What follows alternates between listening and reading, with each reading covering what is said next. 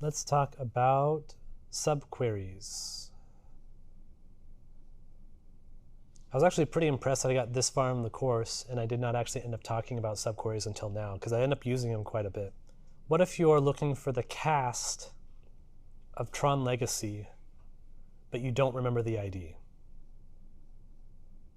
There's a couple ways you could do it. I'm sure you could probably fathom it with different things. You could do joins and things like that. Or we can just do a subquery.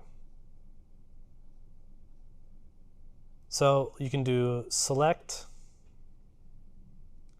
p.name for person.name from casts C, inner join people P on c.person ID equals p.id where, and you just want to say like c.movie ID equals whatever the ID is of Tron Legacy, right? Well, you can do that actually. You can say equals, and then you're going to put a parentheses here, and you can actually put a second query in here. So I'm going to say select ID from movies where name equals Tron Legacy. And then I'm just going to close that particular subquery. That's what the parentheses mean. And I just hit semicolon. So I just wrote my query down to the point where I was like, I need to get a second query here to figure out whatever the ID is from what Tron Legacy is. Because this is only going to return one ID, and I know that, I can just go ahead and do this, and SQL is smart enough to say, cool, we're going to grab this from this subquery, return that back up here. So this one gets run first, and then the result of that is going to be put here to run the second query. Very common. You're going to use subqueries all the time. But keep in mind that you've turned now one query into two queries. There's a performance implication for that. Nesting makes things harder to read. Frequently, you can do this in a better way. I would typically err on what's the most readable query versus what's the most performant one. Typically, the performance profile is not going to be that different. If it is that different, then you need to make adjustments. But if they're the same, then err on the side of what's readable. Sometimes subqueries make it better, sometimes subqueries don't make it better, and you have to be the judge of that. So just to drive home a point, this is this query with a subquery.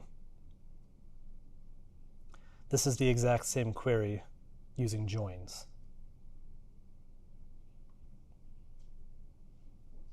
Which is clearer to you? I have an opinion, but may not be the right opinion according to you. I do think this one, in this case, this is more clear. Because this is a pretty simple query with a very simple where, and this select query here is very simple. It's just getting an ID out of the movies table. Two inner joins with an and, there's some gymnastics for my brain to get there.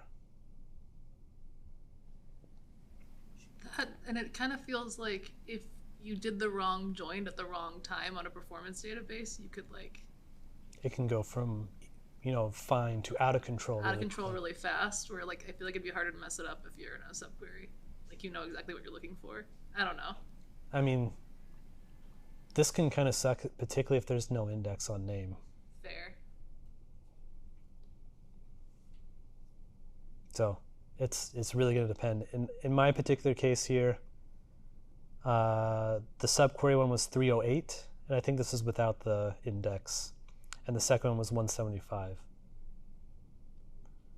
Depending on what you're doing, that might be acceptable, that might not be acceptable. It just really depends. If it's a cron job that runs once a week, who cares, right? It could be 10,000, I don't care, right?